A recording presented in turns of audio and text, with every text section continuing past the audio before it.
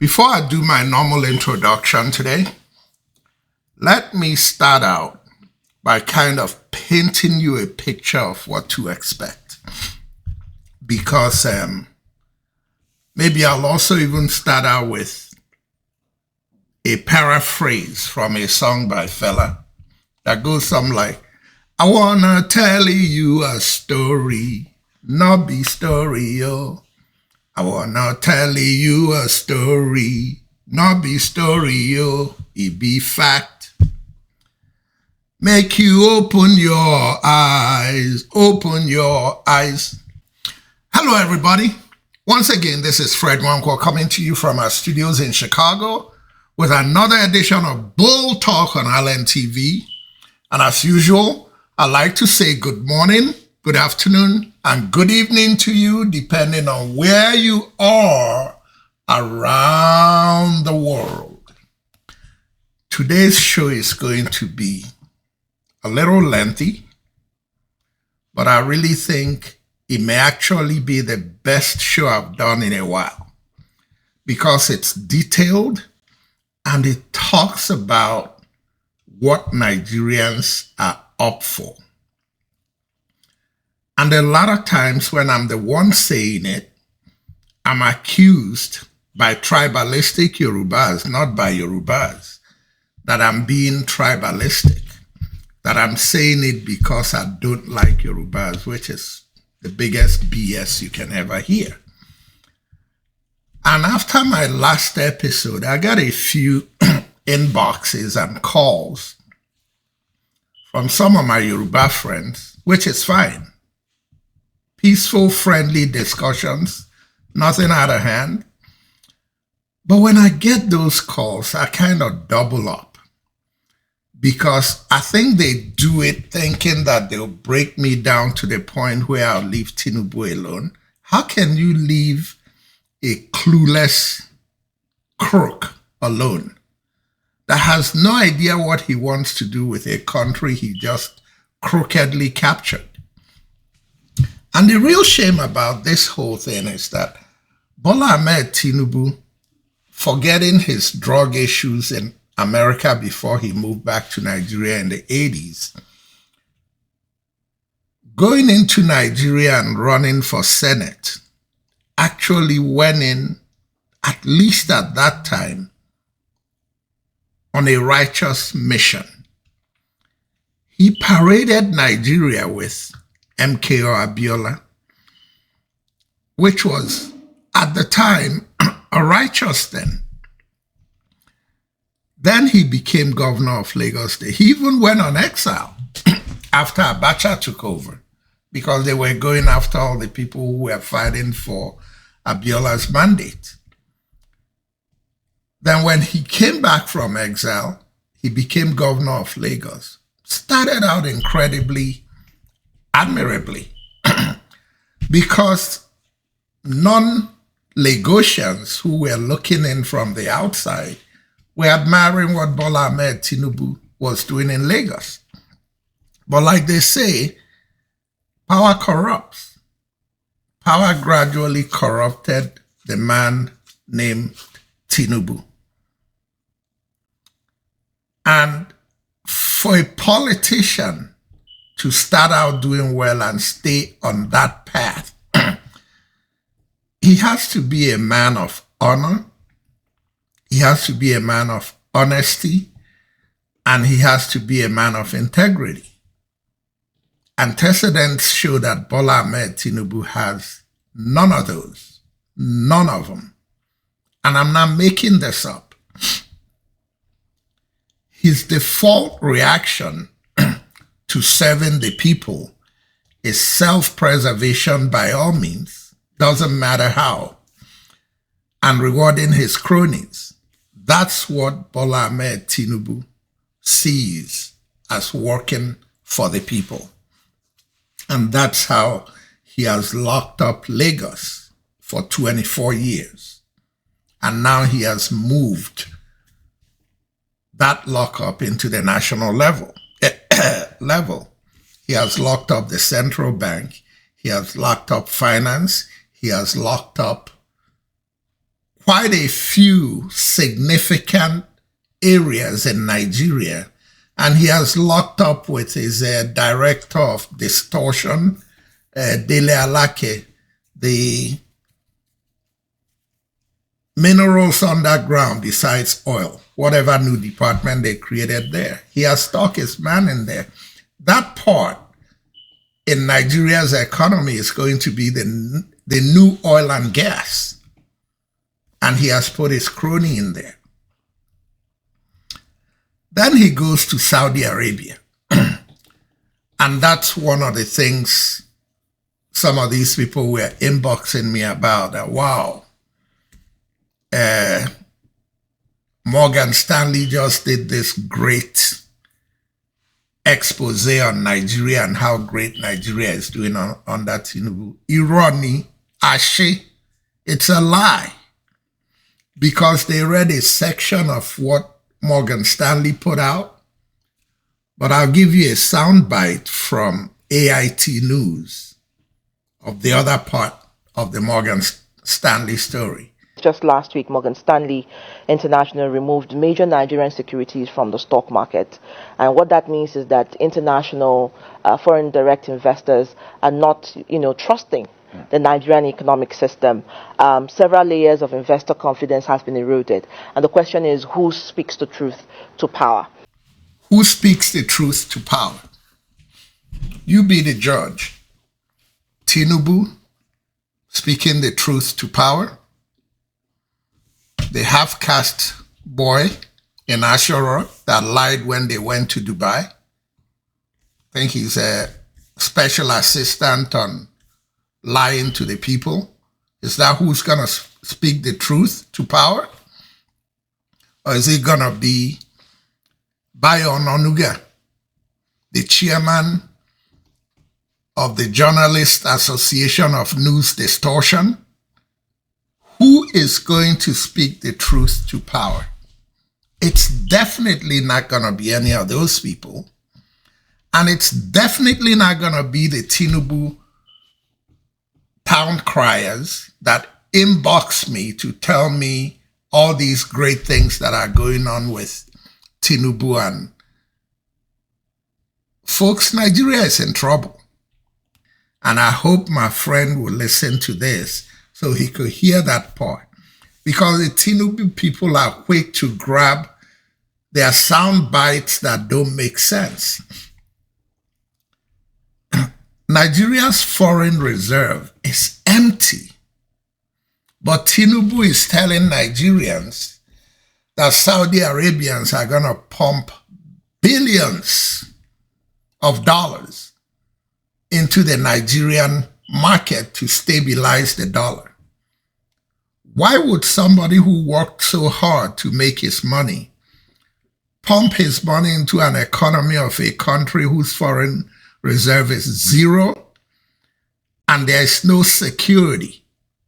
The people you send there to overlook your money in Nigeria may be dead with the money taken away from them, and bandits are never found because the bandits are part of the government. 800 billion naira was borrowed, of which 250 billion naira is earmarked for buying expensive SUVs for legislators, which is part of Bola Ahmed Tinubu's way of locking up the legislators and turning the country into a one-party state. And even though that's not my topic for today, but on the fly, let me mention it. All the noise we made for Labour Party, I'm still waiting for the Labour Party senators and House of Rep members to publicly come out and tell Nigerians that, A, we are not part of the SUVs, we don't want it, keep the money and fix Nigeria, or B, we're going to take the money, but we're going to invite credible third parties to oversee what we use the money to do in our constituencies. And if they are not getting the money from Tinubu, take the SUV, sell it for close to what it's worth, and use the money to fix your constituency. That's what integrity calls for. All this obedient stuff that we've been doing for you, it's time to show that you are really, really there to work for the people. Then 11 million households are supposed to get $25,000 each from Bola Ahmed Tinubu. It was part of the noise they made to do abracadabra to Nigerians. Some of the money was sent out. Much of it hasn't gone out. We don't know what's going on with that. Make a long story short, the rest of it will be used to renovate the appeals court, renovate the presidential villas and probably the vice president's villa, and buy a presidential yacht. And this is a country where the masses are suffering. And what do the masses get for this? They're supposed to pray and sacrifice and know that their sacrifice will pay off. These are the words of the president, because this is the administration that brings hope to Nigerians. I decided today that much of what I'm going to do is going to be to play Maiyegun as he talks to Yorubas. But realistically, Maiyegun is not talking to Yorubas. Maiyegun is talking to tribalistic, gullible, brainwashed Yorubas. Because if you listen to him carefully, and especially non-Yorubas, that give me that nonsense about, oh, you don't know Yoruba people, keep on trusting them. No. I keep saying it. Listen to Maiyegun and listen to what happened in Lagos. What Yorubas in Lagos, progressive Yorubas in Lagos did to overwhelmingly tilt that election to Peter Obi, even though it was stolen. And I do these shows to build bridges because the divide and conquer politicians amongst us, the Tinubus doing it with the Yorubas and the tribalistic Igbos doing it with the Igbos, like to tell you that, oh, an Igbo man cannot trust a Yoruba man cannot. Asi, irony, it's a lie. We can trust each other. We have to stop believing all these divide and conquer people that go from way up there among the politicians to way down on the street level by, what Igbos call utinkbus. But let me stop at this point. Folks, are you ready for this? It's explosive. Every non-Yoruba person needs to hear Maiyegun here. And every Yoruba person needs to hear Maiyegun here. He is Maiyegun Unleashed. Enjoy. I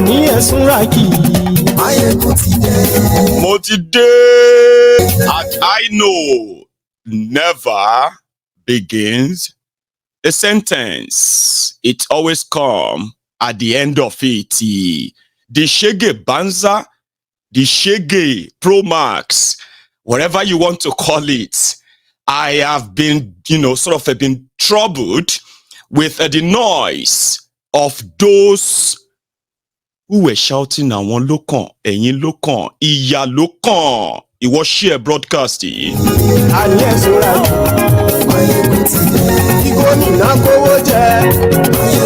Finally, for the second time, Kolu has admitted that Boko Haram bankrupted Nigeria. Call your uncles and aunties. Tell them Maiyegun today.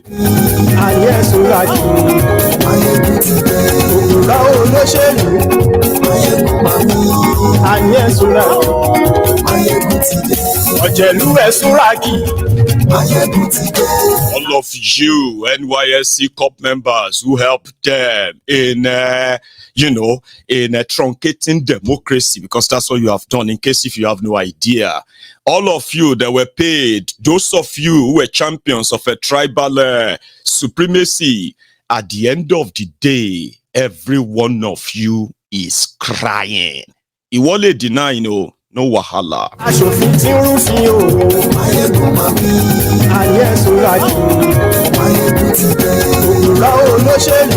Oju everybody to bo. This is not even like Oju Emabo, Oju Wamabo. Your face go peel. That one face go peel. People who wanted to see peeled faces, from those who tried to stop them from this calamity. Oju everybody to bo finally. Guys, I'm sorry, guys. I'm sorry. I really have to translate that real good. He did translate it, but I'm not sure you get it.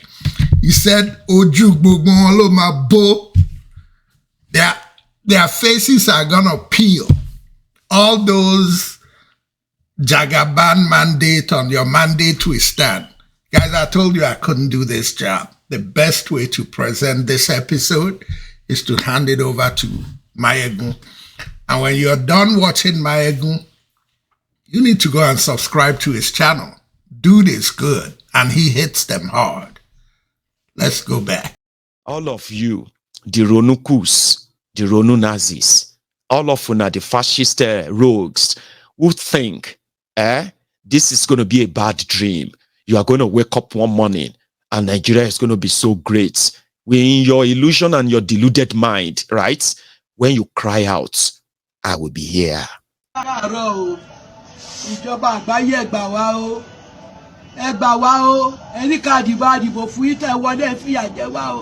Ẹja tààrà di 30,000, ó di 70,000, kó tẹ 15,000, ó di 40,000. Ṣàánú ebi ń pawọ́ ẹ má ní wá lára. A lè jáde, a lè jẹun o, a ti wà nulẹ̀. Sanwó-Olú ẹ ṣàánú wa ti dìbò fún yín. Gbogbo tẹ sọkọ́dẹ̀ padà wá ń ṣe yìí. Ẹni wá lára ni, ẹni máa dùn ará dúdú ẹ̀ dùn wá nú. Ẹja ta fi ṣe gbàjọ́ ta fi rán wọn léwe. Ẹ jẹ́ ká rán wọn léwe mọ́. Ẹ jẹ́ ká rán oúnjẹ jẹ, ẹ ṣàánú wa. Ẹ ṣíjú àdúrà, ẹ má ní wá lára, ará ní ará dùn. Gbogbo tó lè jẹ ará ni wọ́n. Àwọn tàtà náà ará ni wọ́n, ẹ ṣàánú wa o. Ẹ ṣàánú wa Sanwó-Olú àbọ̀ Tinubu, ẹ ṣàánú wa o. A ti dìbò fún ẹ wá wọlé tán. Ẹ̀yin ọmọ Yorùbá, ẹ wá ní ọmọ Yorùbá ara ní lára tẹ́. Ẹ ṣe jẹ́ kí Ìgbò wọlé. Tí Ìgbò bá wọlé kò ní rí báyìí. Ṣèbí ẹ̀dá ìlẹ̀bà ṣe kí lè ṣe kankan. Kò sáànú, there is no àánú wa. Kò sí nǹkan tó ń jẹ́ ṣàánú wa. You understand? These people have shown to you that they don't have empathy or sympathy or anything at all. You understand? They can only emotionally gaslight you, especially those who are willing to as well. That is even worse. Emma J. Kinikon Yani.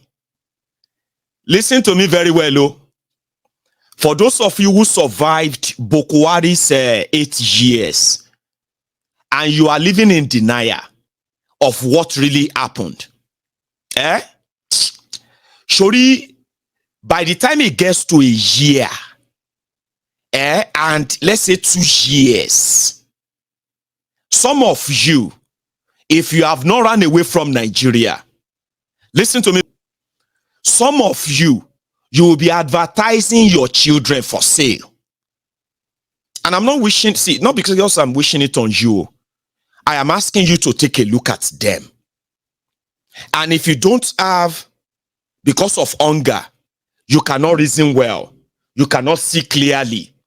Shebi, you dey hear me?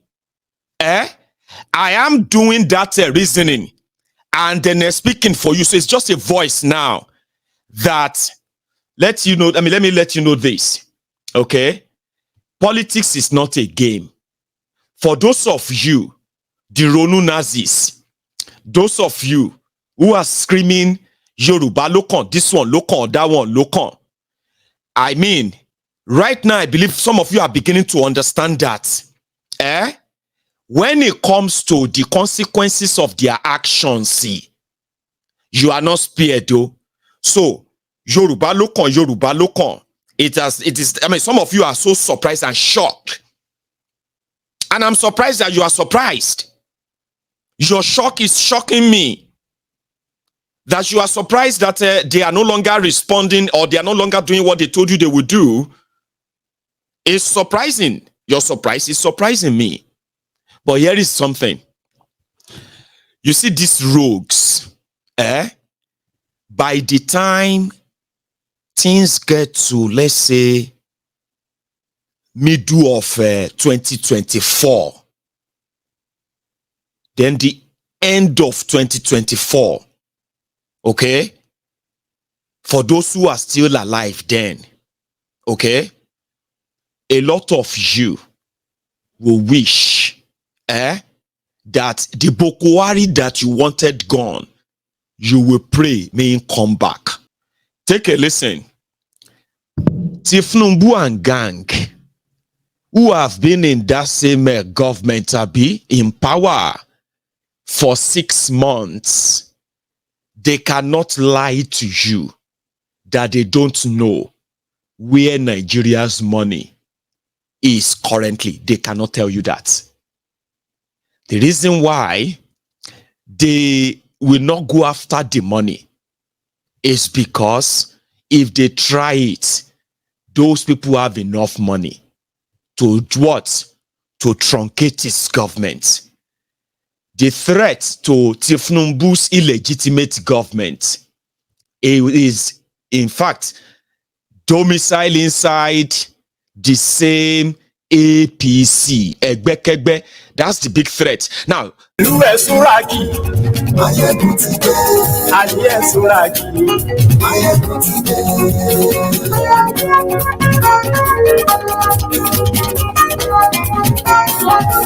Maiyegun mo ti dé to the Lagos Abobakus, Oshogbo Alimajiris, the crumb eaters, the crumb chasers, the ass lickers, the all risers.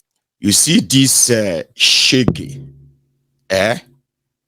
it will favor you and your family, because normally Nigerians were raised to be selfish to some extent. If something is not affecting you, even if thousands are falling beside you, as a Nigerian, you are kind of conditioned to pretend that they are not happening. But here is the point. When you talk about bad leadership, when you talk about state capture, nobody is spared. Now, let's now kind of take it a bit back.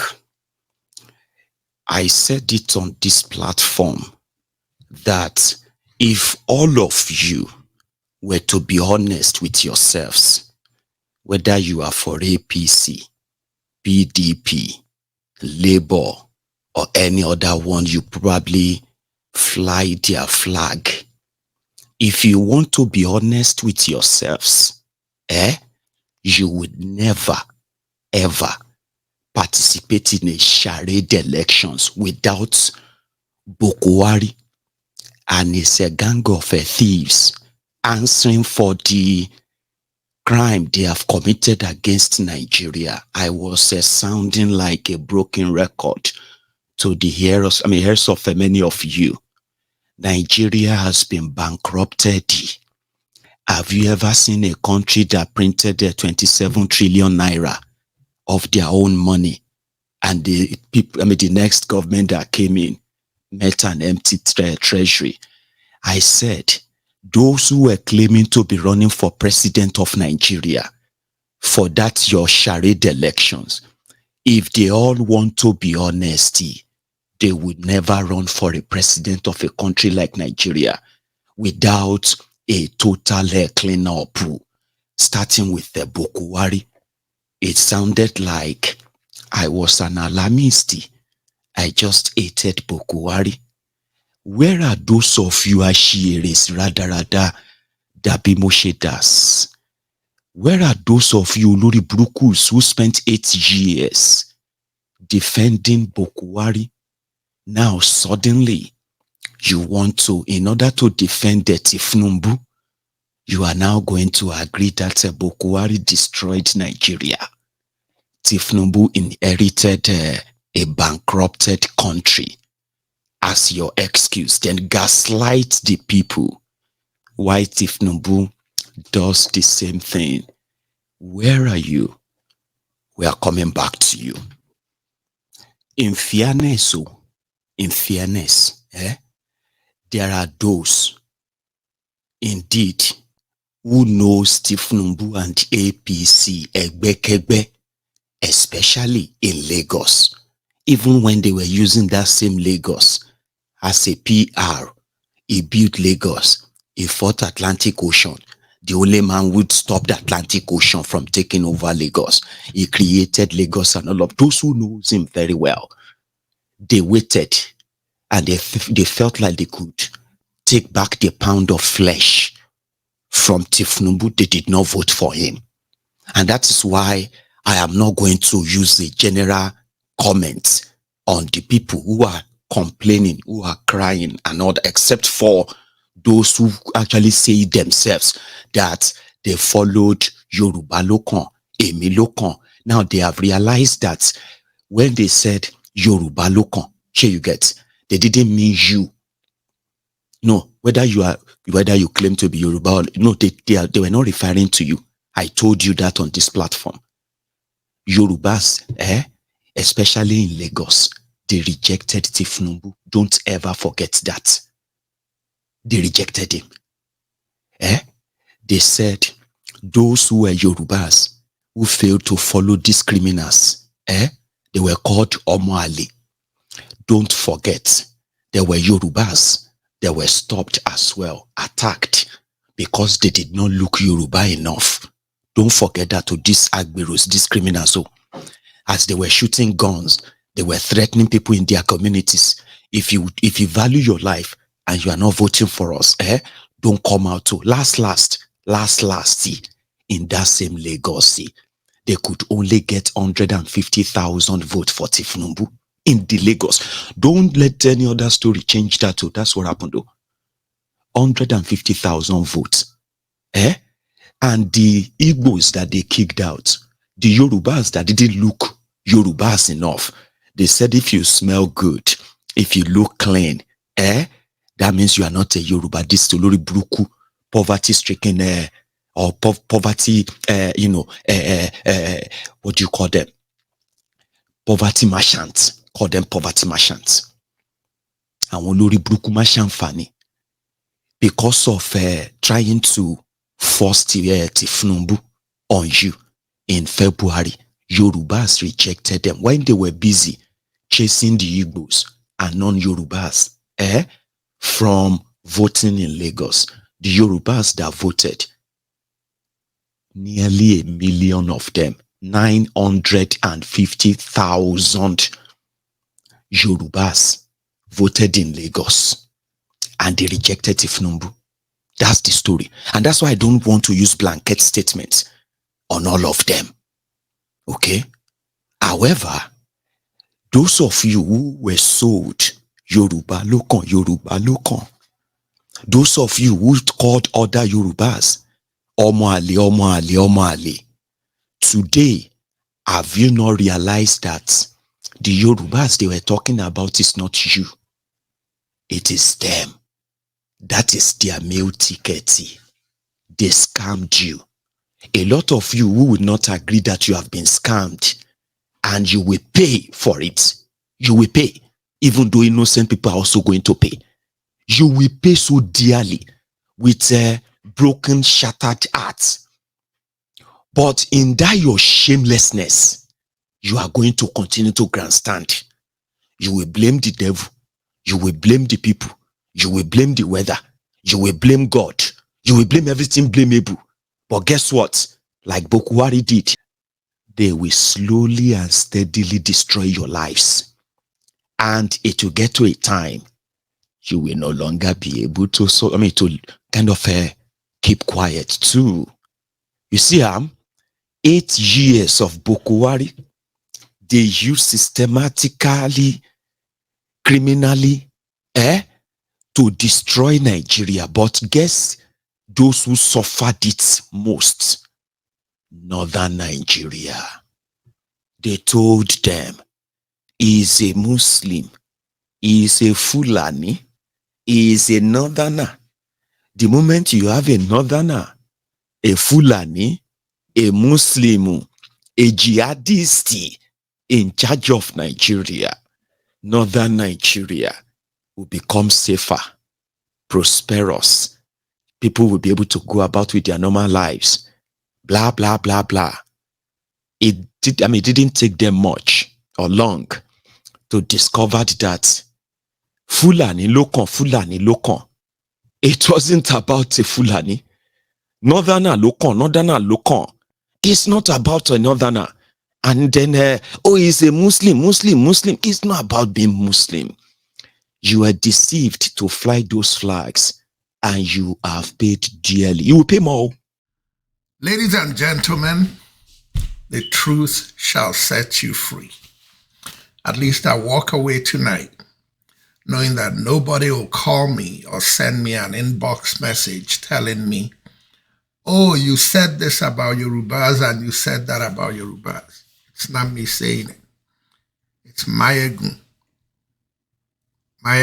a true Nigerian, telling all of us, but the tribalistic Yorubas and the selfish Tinubu supporters, now all of us go see Shege.